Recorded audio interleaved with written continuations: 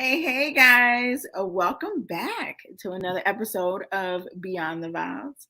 It's your girl LaFlower Bowie, and I'm super excited about continuing our series on addiction. Right, we're gonna be talking about addiction. We're gonna be talking about some good stuff tonight. So I am pretty darn excited. But of course, if you are tuning in from one of our streaming platforms on social, whether it's YouTube, Facebook Live, or one of our podcast platforms, definitely download, subscribe, like, and share because this series is going to be amazing. This series is going to be amazing. So I'm sharing now. Guys. And I know you see, where's my co host? Where's my amazing husband? What's OMG. going on, y'all? He's a little chopped and screwed tonight. Hey, boo, how you doing? Good. Glad to be in the house. Whew, it was a long day today. Out here in somewhere Texas, handling business. But I'm glad to be here on the show. How's everybody feeling tonight? Hope everybody's feeling good. I hope everybody is good. I hope. And guys, Mr. Bowie's been traveling for work, so I wasn't sure if he was going to be able to make it with us tonight, but I'm super excited that he was able to hop on with his favorite girl. But before we get into part 2 of our addiction, I want to jump into, because we all know it's Halloween, right? Tonight is Halloween. And guys, when I tell you this week, my kids have stepped on a nerve, like on a whole nerve, like all week, like, So you guys let me know, do you guys celebrate Halloween? Do you participate in trick-or-treating, fall, like what do you guys do on tonight, especially adjusting to the new world that we're living in? What do you guys do? I know my kids have been tap dancing on my nerves about Halloween, about trick-or-treating, about everything. Babe, you know how they are, right? Oh, yeah, for sure. You know, they kind of waited to the last minute this year. I was a little shocked. They really hadn't brought it up, once October hit, but then get down to crunch time, here they come. We want Right? to trick or treat. Why can't we do this? Blah, blah, blah, blah, blah, blah, blah. And, it's to be expected. That's what kids do. You know what I'm saying? So. Right. But I know a lot of us, it's like we do Halloween. Some of us, we don't. And I know for us as parents, we kind of tiptoe doing Halloween. It's been different. Sometimes we participated because we gave into the kids. Sometimes we didn't. We've done hallelujah nights. We've done fall parties at the house. We've tried to still have some normalcy for our kids with the culture that they live in. I mean, that we're in, right? But at the same time, it's hard on a parent when you want to have certain standards and morals, but it feels like you're constantly fighting against culture. You're constantly fighting against the world that we live in because our kids are so engulfed and involved in what culture expects them to do. So for us, every year it's this tug of war. It's like, are we in? Are we out? Are we doing it? Or are we not doing it? Because we've decorated before. Just so many different things. But how do you feel about how impacted our children are when it comes to the culture that we live in, babe? I mean, it's a major, factor. This is what they go by. Kids are impressionable by what they see, what their classmates are doing, social media, all that kind of stuff. Man, I'm gonna tell you one time, we have, as you know, multiple kids, and we have a rather large house to accommodate all these people. And we had one Halloween, because we really didn't do the, trick or treating and all that, as my wife has stated. Man, we had our older kids ourselves in our rooms, right? We had the little ones dress up in their costumes, and they literally went to everybody's door like they do in the neighborhood and asked for candy. And we had candy, and that was super dope. The kids love it. So, we were being a little creative, you know what I'm saying? Keeping the Halloween spirit, but keeping it also wholesome, how we do it at our house. But to get back on topic, yes, kids are easily influenced by what they see. They don't understand some of the holidays, some of the backing, the history, the meaning of certain things. just like we were when we were children, you really don't find out until you get older and do your research and find out what the actual factuals are about certain things and what the true meaning are. And you'll be shocked at some of the things we celebrate or we pay homage to that doesn't have a very good story. It's very negative. Right, right. That's so true. That's so true. And you're right. We have gotten so creative with the kids. Like today, we were out in College Station having a little fall family fun. Fire pit, roasting marshmallows. So many different things that you can do to just be creative and have fun on the day, but you may not necessarily participate in all the American traditional things. And side note, guys, my drink tonight is my favorite coffee spot called Black Rock, guys. This place is so awesome. I'm so excited. They're building one next to our house. No wine tonight because the girl is in hustle mode. So as soon as we wrap up the show tonight, I got to go do some admin, some business stuff. So no wine for your girl tonight. Plus, I don't have my boo here. What's fun? It's not fun drinking by myself, right? Having a cocktail by myself. And so you still will have that drink anyway. No, not tonight. Not tonight. I ain't got my boo here with me. So for sure. And so, yeah. Another thing, I think that, and this is just me, I think that a lot of the, advertisement and focus is on, us consumers to really spend a lot of money, right? I know that even, for Halloween in past years, we spent mad money, going to Party City, getting costumes for everybody, just, for a couple of hours. And same thing, with other holidays like Easter and it's like Christmas is like we get so engulfed in the urgency or the anxiousness of the culture to participate that I know there were times in our past where we put ourselves in a financial deficit just to do what the mass culture is doing, or just to put a smile on our kids' face. And don't get me wrong, we want to put smiles on our kids' face, but now we understand we have to be more financially responsible when we're doing that. It's like just because the world is doing X, Y, and Z don't mean that we have to go out and do all these things as well. What do you think about that, Ben? Oh, definitely. I mean, that comes with the pressures of being a parent. So you have the kids dealing with the pressure of social media, keeping up with their friends and what the culture is telling them to do and partake of, and then the parents got to be the sponsor of all that. We got to be the financial backing for all that stuff. So it can get overwhelming, as a parent to provide all these things, what you want to do. You know me, I'm willing to, open up the wallet for the kids. You definitely want your kids to experience things that you didn't experience growing up. And right. I know, it took a while for me to understand the whole meaning, behind why we really didn't celebrate Halloween. Because I was the same way, just like my babies. Like, I want to dress up. I want to wear the flyest costumes. I want the expensive costume. I don't want just the mask. No, I want the whole shebang from the top to the bottom. You know what I'm saying? All the way down to the shoes. But, my mom was like, there's better things. There's more other things we need to buy. Like, shoot, I really need to feed you. So I got to get some groceries up in here.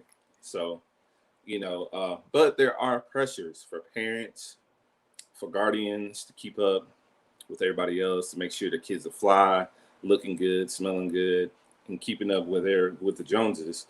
And so, yeah, there's a lot of pressure in that. So you're absolutely right. There's so much pressure. And I think that we as parents, and people may say, oh, you have all those kids, but I really think you do have all them kids though. But no matter if we had one kid or 10 kids, there are parents out there who feel the pressure of culture. And, especially during this time of year, mid-October throughout, January, a lot of money is spent. A lot of cash goes out of your bank account. And so this year, I would just hope that everyone is, you really look at the full financial state of your family before going out and just spending money. And then the next day, you're like, oh, we got to eat. Or something comes up, you spend your emergency fund and a tire goes out, or a part on your car goes out, or, something happens, you hit a pothole. You never know. So I'm just saying, I don't think that especially with this being beyond the vows, that we should, put ourselves in a financial deficit just for the sake of, of culture. Absolutely. Perfect. So now let's go ahead and transition into, part 2 of our addiction series, Addiction and Marriage. Last week, if y'all hear Riley J, she about to be one this week. She is super excited. She's talking. She's trying to walk. She is doing everything. So if y'all hear in the background, hey, the Bowie house is be jumping for real. Y'all know. But let's continue with this series on addiction. I know last week we introduced the series. We were telling you guys some of the things that we're going to be talking about during the series, and we will have some guests and some co-hosts on as well. Last week, Mr. Bowie so graciously, I don't even know if it's gracious, but he did his thing. He jumped out there and he said, you know what, I'm going to take the first jump and I'm going to, talk about, my battle, where it started.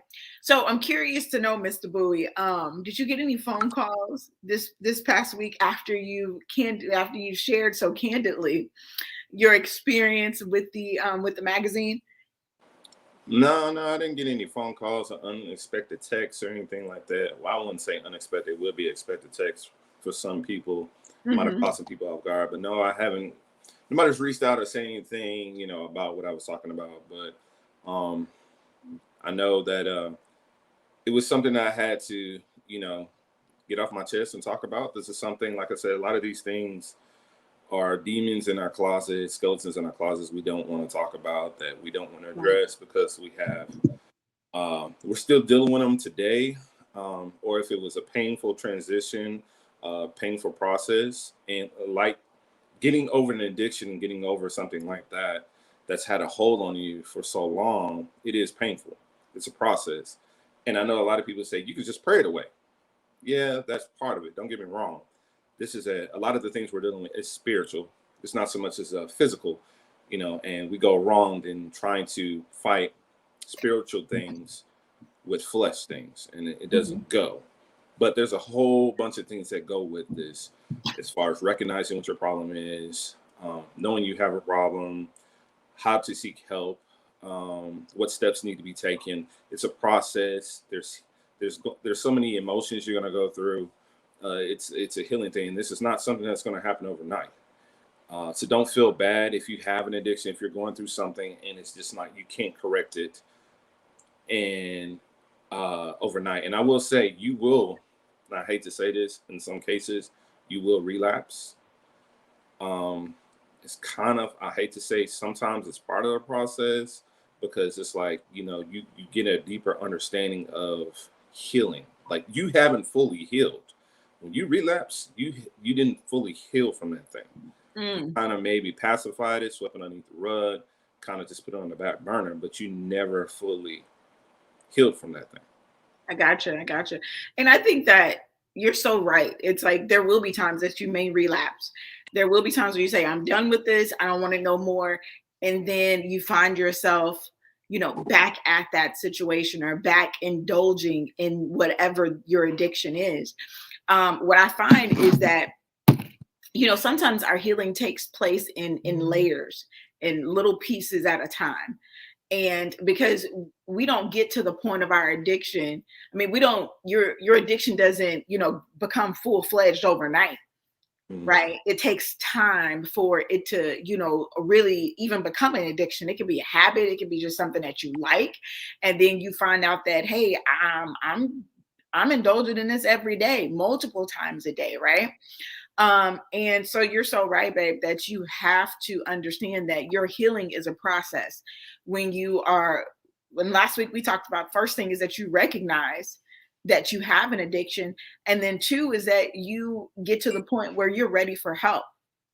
The next thing is really going to be understanding that the healing of this addiction is going to take time. Like, it's now, mind you, I've seen some people, like with smoking cigarettes and stuff like that. I've seen some people be able to cut, what do they call it? Cold turkey, right? But the mass majority of people, the majority of us, it's a journey. It's it's baby steps at a time, and you have to stay committed to the journey. That's how, when you relapse, you start 10 steps, you're worse than what you are in the first place. We all know that when you relapse, it's harder. It's even harder to, you know, get clean again, to get over that thing. So it's like once you've made that commitment, you are removed from that vice, what you've been dealing with. Leave it alone. You know what I'm saying? Don't put yourself in tempting situations. Don't put yourself in those type of opportunities where you can relapse. Because once you relapse, it's 10 times harder to recover from that. And I also would say, and I'm speaking for me, that you can be dealing with more than just one vice at the same time. Like, it's one thing could be pornography. I had a spending problem. You know what I'm saying? I love shopping. Most people feel like that's a woman thing. There's a lot of fellas out here got expensive tastes, and they get that money in their pocket, and it burns a hole in their pocket. They want to look good for the ladies. They want to smell good. They want to drive the nice cars, put the rims on there, put that tint on there. We Gucci down just like the ladies. You know what I'm saying? So spending can be a vice too. It's like once you have money, you got to spend it. You feel like you can't go without. You feel like you need to upgrade whatever it is you got, from electronics, clothes, house, even. You know what I'm saying? Cars. You just got to be in the latest and greatest things. That is an addiction too. And then also for me, what I struggle with also is with food. A lot of people deal with food. Stress eating. When you're under stress, you got tension from your job, children, finances, anything, you have a tendency, because you're kind of in a depressed state, you don't feel your best, you're going to do something that makes you feel good. And I know for me, it was food. You know what I'm saying? Certain foods make you feel really good. You're enjoying that moment. They give you that time that you're indulging in the pleasures is just a small satisfaction for the time. And that's kind of what you need, because you're going through a season of depression, a season of drought, a season of, just it doesn't feel good. So you're going to try to find any inkling, anything you can hold on to make yourself feel good. And like I said, me, it was money that made me feel good. I got money in my pocket, spend that thing, and then food, eat it. It's going to taste good, make me feel even better. So it's like you can struggle with more than just one vice. I don't want people to feel like, oh, I got one vice. No, it could be a plethora of things that you feel like that is controlling your life, your thinking process, your habits, what you do. You know what I'm saying? So that's it could be more than just one thing. That's major, and it's true. It's true. And jumping back to earlier when you said that it gets harder when you relapse, when you go back.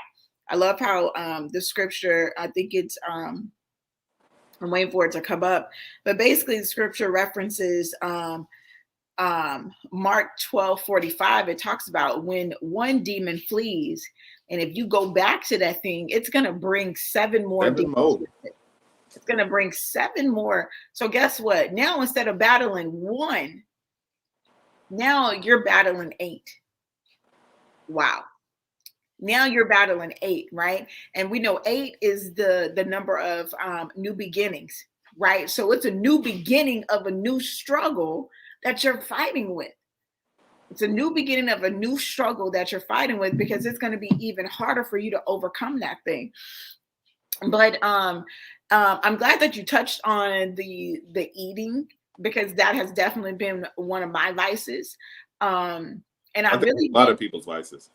Yeah, I really didn't understand, or even was able to acknowledge that it was an addiction until I tied it to my emotions, like you mentioned earlier. And that's one thing for us to recognize when we do have an addiction, is if that addiction is tied to your emotions. Like if you are feeling down, you do it. When you're stagnant and you have nothing to do, and you did it, when your anxiety is high and you do it. It's like a lot of times our addictions are tied to some type of emotion, right? And we don't know how to deal with those emotions, or we haven't replaced that habit, so we do it. And I look at family members and stuff like that, and I'm like, I was able to also recognize, man, that is an addiction for me, and I've been battling it.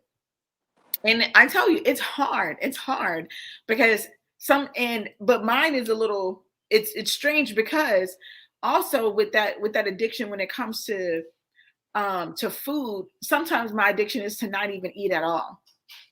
It's like I just get in a mindset where I just don't want to eat. But then on the opposite side, I want to eat everything in sight. So I know that I'm battling with something naturally and spiritually. And I have to deal with that because my body is unhealthy when I go on either these binges of eating or these binges of not eating because it's triggered by emotions. Most definitely. I would say, most addictions are emotionally triggered. Something traumatic, something we're going through is going to cause us to create or develop a vice. It's simply out of pleasure. That's plainly what it is. It's just going to be a physical pleasure, emotional pleasure, spiritual pleasure, whatever it is. It's out of a pleasure state where you are feeling miserable, you're feeling bad, you're kind of like in a negative state in your life or what you're going through, and of course you're going to seek some kind of pleasure at that point. So that's how Right. life starts. That's just my opinion. I really feel like a lot of those things are emotionally based. Exactly. And, I know we're going to get into, some things that's going to help some people who are dealing with pornography and stuff like that. Um, but I just want to say it's so important for you to have a great inner circle around you because your circle around you or your squad, your people, your tribe, they're going to be able to see things that a lot of times we don't see when we are battling an addiction, right? They're going to sometimes we're so far gone that we don't even realize, hey, I've looked at this 5 times today, or, I've eaten 10 times today, or I just ate and I see something and I'm hungry again. Um, so it's vital for you to have people around you that are going to be truthful. I think there's so many of us who have so many yes people around us that they end up enabling our addictions. What do For you think sure. about that, sweetie?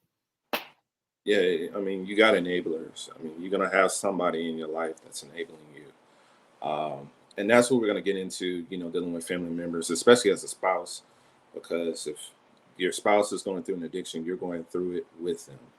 Even though you may not be the same addiction, like if they're dealing with pornography, and you may not watch porn, but because they're going through it, you're gonna go through it because it's gonna affect y'all's relationship physically, Mhm. the communication. You're going to feel certain kind of, what I'm saying? You might feel a certain type of way about it. Uh, Right. so, um, you definitely have to be careful if you are the enabler in a relationship or dealing with somebody. You can't, and I know people feel like they're helping. Um, they don't want to crush that person or make them Mhm. turn away or Right. make them, they feel like if they don't enable them, they're going to get worse Mhm. or they're going to spiral. And it's like, to be honest with you, they're going to spiral either way. Right. So it's like you need to take the high road and be like, you know what, let me offer you some help.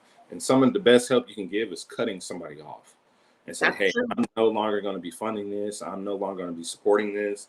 You can't come back here with this, or and I'm just not putting up with that.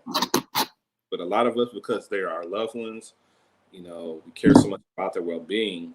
Um, we kind of help them in their addiction, We unfortunately. do. We do. I think that if more of us were okay with giving tough love, with telling our loved ones what it really is, I think that so many of us we wouldn't go so far into our addiction because we'll have to make a wake up call. Especially because sometimes these addictions they're gonna hit you in your pockets. A lot of times addictions are expensive, and if you are spending all of your money, if you are if you if you are spending all of your money on your addiction, right? And if someone's enabling you, paying all of your other bills, right? then they're helping you progress your addiction. But if they give you tough love, right, and stop financially supporting you, then either you're going to get better or you're going to get worse, right? And a lot of us would be like, dang, I don't want to be homeless. Like, man, I do need some food to eat, right? And so a lot of times we will have that wake up call when people just keep it real with us. It's like, I want some people in my corner that's going to tell me what it is, not people that's gonna live in fairy tale land. And I know I used to live there. I used to have a full residency in the land of spring daisies and cinnamon, as Uncle Ruckus calls it. And Marcus can contest to that. But I realized that I was not helping myself, nor were I helping the people around me by not giving tough love and not being strong enough to receive tough love, because I'm a big crybaby. Like, I'm so sensitive. Marcus knows, like, he can look or he can answer a question with a little attitude. And I'm like, what's going on? But at the same time, I realized that I had to mature and be able to receive and give that tough love if I wanted to be an asset to the people around me. It's like, we got to start telling people the truth. We got to start telling our loved ones the truth. We have to. Hey, they're like a few good men. They ain't ready for the truth. They can't handle the truth sometimes. You know what I'm saying? Because they got to face fact. They got to face reality and come out of la la land. And I do feel like people enable their loved ones and their significant others or whoever this is they're enabling. It's because I think it's out of guilt, because they feel like they might have been the reason why they are in this state they are. They have this addiction that they can't shake, that they're just spiraling. And I think people enable them because they feel guilty about it. That's good. That's good. I know that there's a lot of parent-child addictions and even child-parent addictions that are out there where the parent felt like they weren't there for the child, or something happened to the child when they were younger, and so they feel like they still have to enable, right? Or vice versa, where the parent doesn't have anybody else, and so the child feels obligated to continue to support and enable that person. But at the same time, it's like, we, in the world that we live in today, we got to give tough love. What y'all think? What do you guys think? Do you think that we should continue to enable our loved ones, or should we get to the point where we're able to have courageous conversations with them? It's only healing takes place through transparency and being candid. Say that again. I said healing only takes place through communication, being candid, being transparent. I mean, you can't heal, you can't mend those wounds through false pretenses, to be just going through the motions, or just pacifying each other. No, you're gonna have to have uncomfortable interventions. That's what they're called. Hey, you're hurting me. What you're doing, this is unacceptable. We're no longer going to be able to tolerate this. This is not who you are. You're better than this. We know that you went through something traumatic. I might have been a reason and part of that, but we need to get through this stuff together. This is a healing process for everybody. Like I said, just because one person's going through addiction doesn't mean everybody else is oblivious. Like, this doesn't affect everybody. No, this affects everybody who's emotionally attached to this person. They're all going to feel it and they're going to go through it. So it's a healing process for everybody. Right. Absolutely. And, last but not least, before we give, some steps to help with, pornography after break, I just felt in my spirit as, sometimes, because we have so many blended families, we have so many single parents out there that, a lot of children are hurting and, becoming addicted to certain things because their mom or their dad aren't together anymore, right? They break up. And so the parents, so many of us single parents, we're feeling guilty because of what we took that child through, because we made a decision to lay down and have a child with that person, right? We made that decision. We picked that person to have a child with. And if that wasn't a good person to have a child with, now we're having to go through and help the child through their healing process because they grew up in a broken home, because their parents aren't together. And so with some trauma and stuff there. But I just want to encourage you that you can't give your child some tough love. Give your child some tough love. Let them know, like, hey, you got to man up. You got to woman up. What do you think about that? How a lot of single parents, they go through that, like, because they've experienced trauma from the other parent. My bad, babe. No, say that again. I was trying to look at something that was going on here. Can you hear me? No, I was saying about single parents, how sometimes when the parents don't stick together, the child experiences trauma, which triggers an addiction.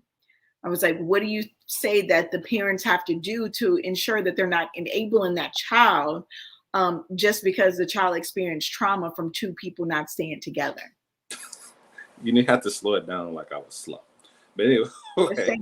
No, the parents definitely have to be on the same page, got to be on the same accord, even though you're not in the same household or even in the same city. Because if you're parenting kids from two different places, the kids are going to play against each other. They're going to tell one thing, and one thing the other. So the parents, and this is the problem, there's a lot of parents that don't get along. And of course, that's going to cause issues with the child. So regardless of how y'all ended with the relationship, because you have a child, you have to have a good open relationship for the child's sake. It's not for you guys. Whatever's done is done. It's over. You're not trying to rehash anything. Right. But for the betterment of the child, especially when you're dealing with addictions, you don't want your child to go down that road where they feel alone. That's the problem. They can't go to mom, they can't go to dad because you have conflicting views. They're not on the same page. So the child is pretty much going to be in the middle by themselves. And they're going to start making decisions for themselves or getting outside influences. Right. So it's like the parents got to come together, be on the same accord, and communicate as far as like what needs to be done with the child, as far as school, discipline things, activities, just the overall emotional state and growth of the child needs to be discussed between both parents, all on the same page.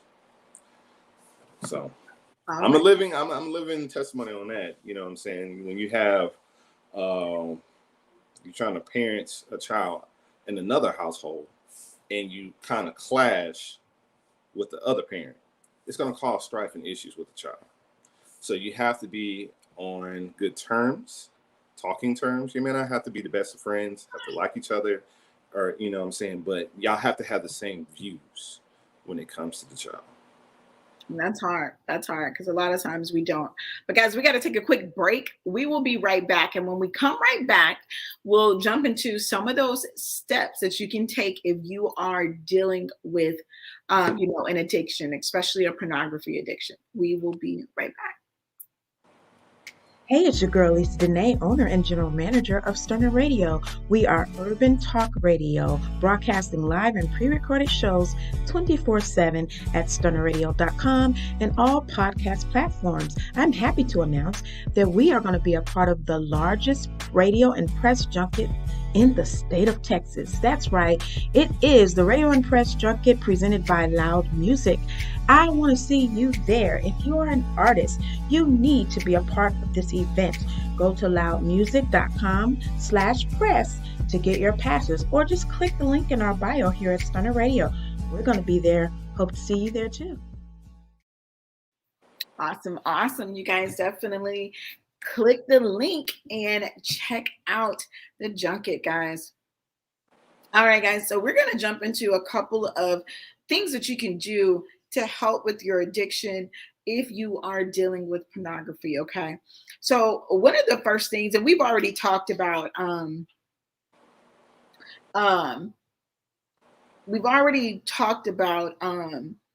what it is, how it can arise, ways to even realize that you have an addiction. Okay.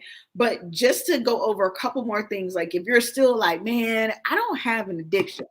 I got some notes on my phone. So one is, compulsive behavior that leads to loss of control. right? So it's a thing that you do habitually, consistently. And I know for me, whenever I battled with addiction in the past, I would feel guilty after I gave into that compulsive action. I would feel so guilty, right? Um, Another one is unsuccessful attempts to stop despite potential negative consequences, right? So you may be in your relationship, your spouse or your partner may say, you know what, if you keep doing this, I'm leaving. If you keep doing this, I'm leaving. And you still do it, even though you know that there may be negative consequences. Like we were seeing with the family members and friends earlier, like if you keep doing this, we're not going to support you anymore financially. We're not going to be there for you. But you may have an addiction if you still give in, if you still do that thing, whatever it is, knowing that it could lead to negative consequences. Next is if you have a preoccupation with this activity, like your mind is preoccupied with the activity, you're thinking about the activity, you're doing the activity, you're thinking about it after it's like your mind is constantly preoccupied with this thing, that may be a sign that you have an addiction, right? Next is going to be the need to do this such thing increases, right? It may start off as one time a day or once a week, once a month, then it turns into weekly, then it comes into daily, and then it's multiple times a day. I think Marcus touched on that last week, where it may turn into multiple times a day, right? And so that may be signs that, hey, you may be addicted, right? Let's see. Withdrawals, like you get irritated when you don't have it. You get frustrated when you can't partake in such thing. If you have withdrawal symptoms, that may be a sign that you have addiction. So did you have anything else that you wanted to add to that? And that's like of any substance, any type of addiction, those are some things that you want to look out for to know, like, man, I think I'm addicted. No, those are absolutely, without a doubt, true of what you're saying. But I wanted to take it a step further by saying, when you have an addiction and you make the decision to change, the first step is like making the decision to change. Right. You got to have a clear goal. You know what I'm saying? Some people, they say, I want to quit, but they don't have a goal of, and when I say a goal, it's like, I know this might be funny. Be like, hey, I want to stop smoking crack and heroin, but I'm still getting drunk. I'm still drinking. I'm still smoking. I'm still doing that. It's like, you got to have a clear goal as into what it is that you're going to get rid of. Okay. And then set a goal for that. Like, hey, I want this done within, my goal is to do this within X amount of period, or I'm going to get rid of the alcohol. I'm gonna stop drinking. I'm gonna stop smoking, or I'm gonna stop, spending money. I'm gonna start saving. So you have to have a goal. One, you got to change your mind that you want to change, that you have a problem, you need to change it. And then two, you need to set a goal, right? Without goals, it's a recipe for disaster. Right. So then you got to prepare to change, right? So preparing to change is, you got to remove some stuff. Like if you're an alcoholic, you can't have alcohol in your house and say, I want to quit. Right. You can't say, hey, I ain't watching no more porn. I ain't fapping no more. That's okay. I ain't fapping no more. I'm done. Then you're going to have to get rid of them DVDs. You know what I'm saying? You're going to have to. Or you're going to have to block them links on your phone. Or you're going to have to cancel that subscription. You know what I'm saying? So you got to prepare for the change. People like to talk about it. Yeah, I'm going to stop. I ain't going to do it no more. But yet, they still got that drink in the closet. They still got them tapes over there. They still got that secret credit card over there. They got all this stuff that's ready, calling their name in their moment of weakness. So you got to prepare yourself. So you got to make up your mind to change, right? You got to set a goal for the change, and you got to prepare for the change, right? That's true, man. And you touched on one thing, and this one of the things is when it says when you know your symptoms that you're addicted to pornography is you keep all or part, and this can be any addiction, you keep all or a part of your use or your addiction a secret from your loved ones. So anything that you're keeping secretive and you're doing in the dark, that may be a habit. I mean, that may be an addiction, right? So those are some really good points, babe, that you gotta, if you're hiding stuff. And then at the end of the day, once you do those things, you make up your mind, set a goal, you remove those things to prepare yourself. And then you got to get rid of those addictive behavior, that you're using, trying to change your mindset, change your atmosphere, change your surroundings, change the people around. You're going to have to get professional help. You're going to have to get treatment on some of these things. Now, some of these things you can, depends on how long it is, what it is, but that's case by case. I'm not sitting here and going to say, oh no, if you got porn, you can just get over that by, no. It's by person, case by case. But at the end of the day, you're going to have to reach some kind of treatment. You're going to have to get some kind of help professionally or some of these things, because some of these things you cannot shake. But you got to do your part first. You know what I'm saying? A professional, where it's a psychiatrist or even a pastor or doctor, they can only diagnose it. You're going to have to go through it to change. You know That's what I'm so saying? true. That's so true. It's all a process. Right.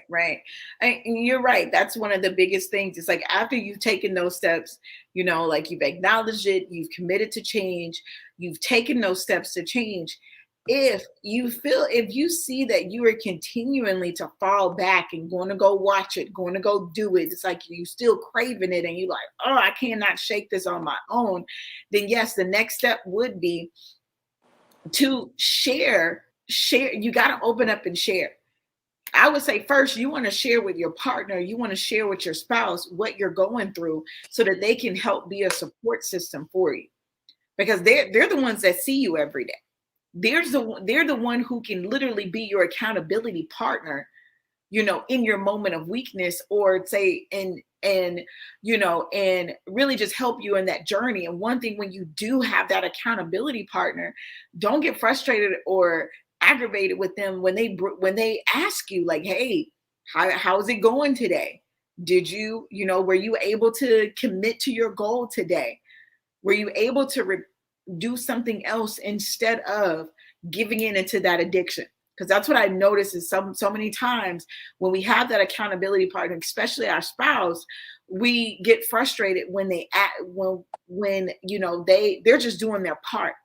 You brought them into the situation and they're just trying to help you stay accountable to your goals and your decision.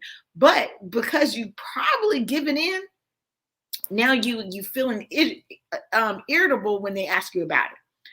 And then, like Marcus said, next you want to seek professional help. I've seen a lot of people have group therapy. You can do one-on-one counseling. You can do group therapy if you want to just hear from other people's stories, other people's journeys. But if you want to stay private, you can do one-on-one. And then lastly, depending on what triggers your addiction to go watch that, to go do that, to partake in it, then it may be depression that's causing you to do it. It may be whatever is causing you to do it.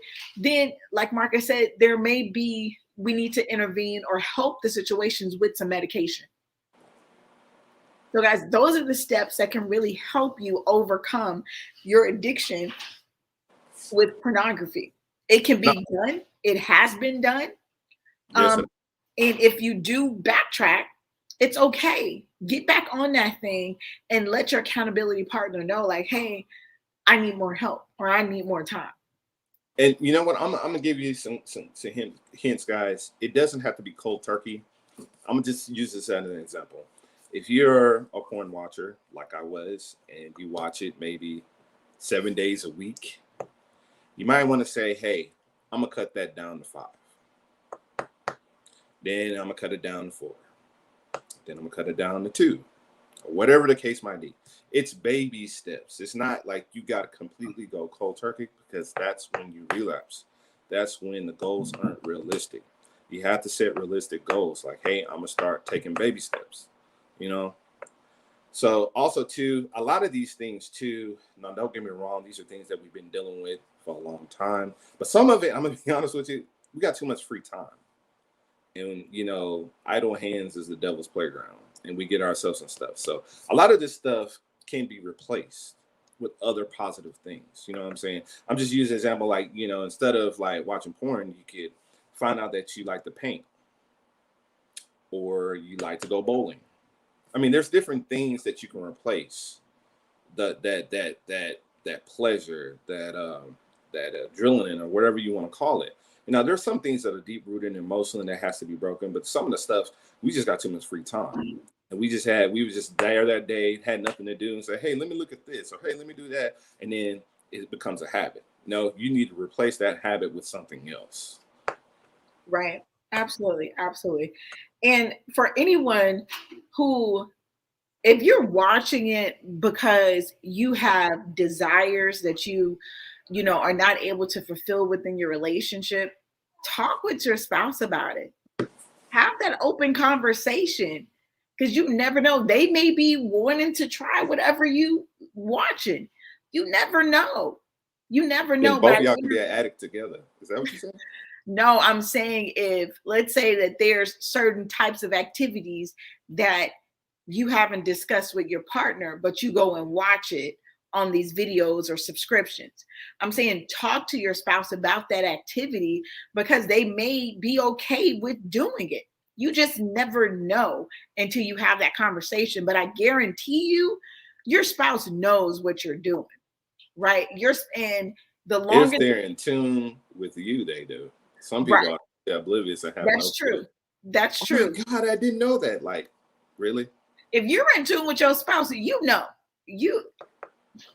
especially ladies,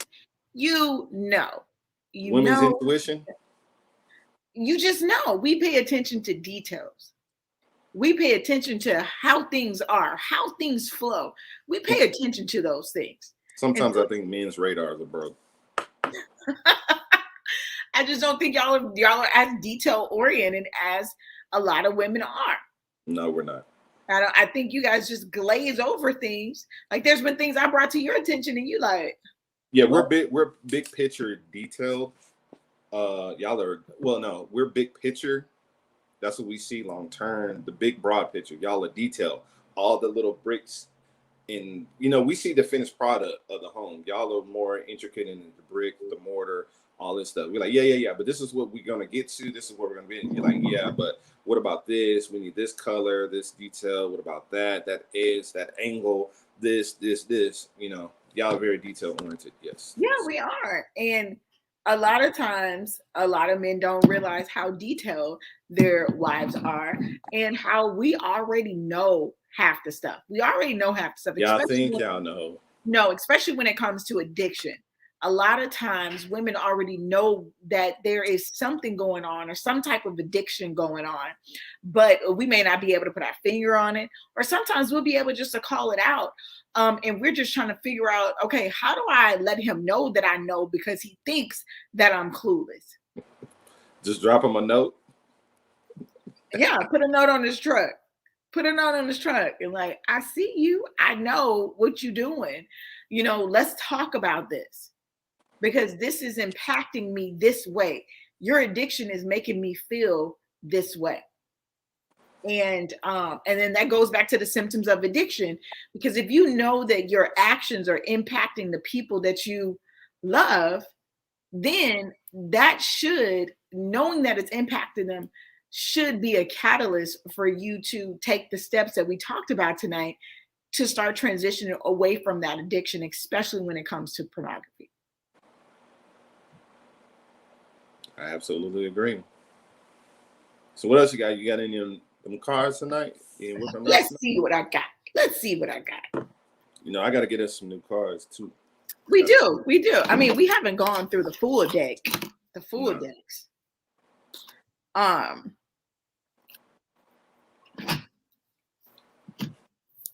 let me see.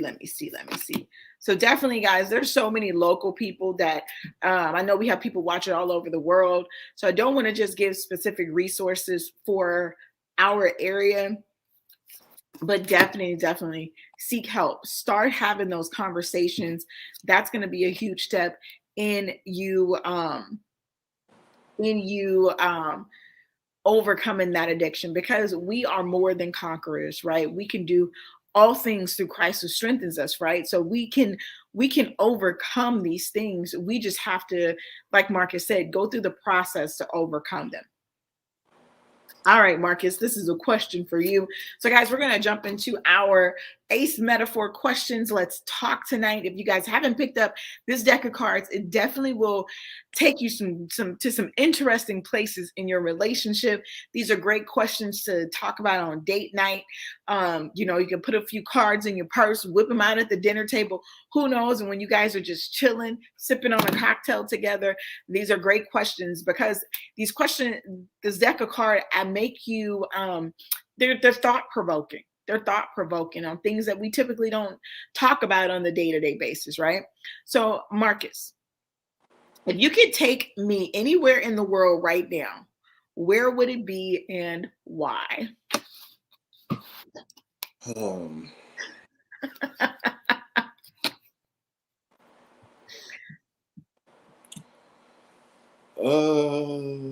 I'll probably take it to Europe.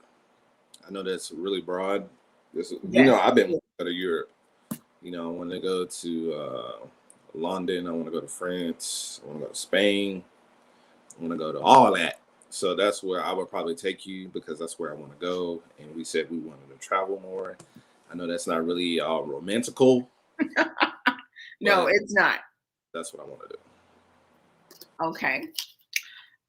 For me, if I could take you anywhere in the world right now, we'll probably be somewhere like Niagara Falls.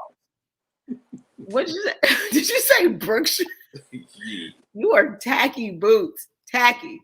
I would probably take you to Niagara Falls, because I remember you told me someone had went on a trip there and how beautiful it was in Canada and things like that. So we would probably have a surprise trip. Oh yeah, they have beautiful falls. Like they really have the fall weather there. Like the season, like the colors, the reds, the oranges, the browns, is just beautiful. You know what I'm saying? So yeah, Canada is on the list. We going.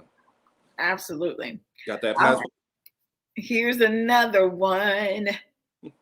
Yeah, get your passports, guys, because we're going to be having some Beyond the Vowz couples getaways.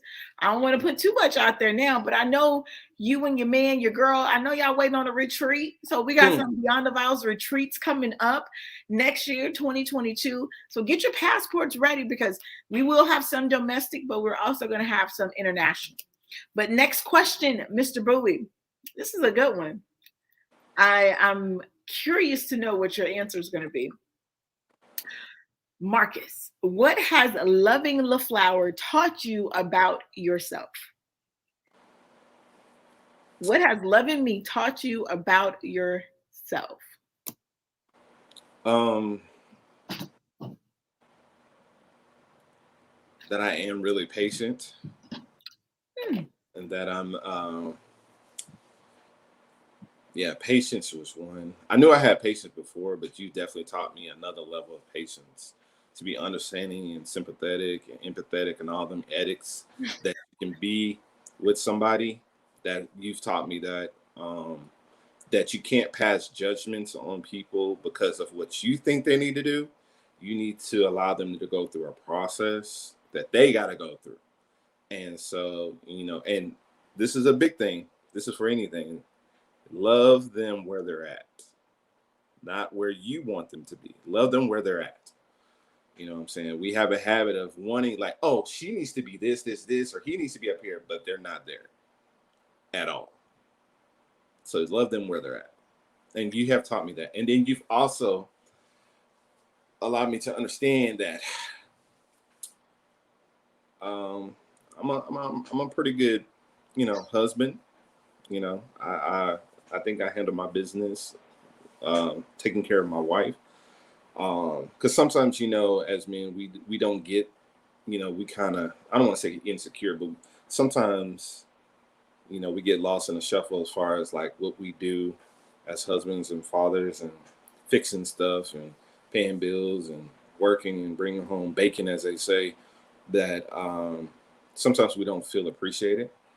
And you have definitely showed me an appreciation and a love that a wife should give a husband, and I appreciate that. So, and of course, it makes me want to be a better husband for you, better father for my children, and just an overall good man. Why, thank you, babe. Thank you, boo. Let's see, you have taught me about myself that you have definitely taught me that you know, to come out of my shell more, to believe in myself more. And, you know, I tell you this all the time. But yeah, you've taught me that I am just as valuable as, you know, any other speaker, minister, healer, any other woman out there. You've also taught me to really embrace the skin that I'm in, because of the way you love me, flaws and all.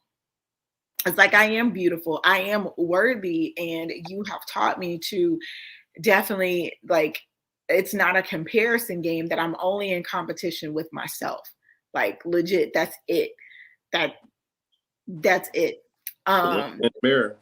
That's it. That's it. That's the only person that I'm in competition with. And by you doing that, it has allowed me to genuinely be able to celebrate others, whether they are, you know, whether I'm helping them get to where I'm at, or whether they've already, you know, surpassed me and whatever goals I'm trying to reach. I can genuinely celebrate people because you've reminded me of how valuable I am. And, you know, it goes back to, you know, it's like the way you speak life into me reminds me of how my father spoke life into me before he passed. And that just, by you doing that, it just reminded me of, you know, the things that he would tell me, right?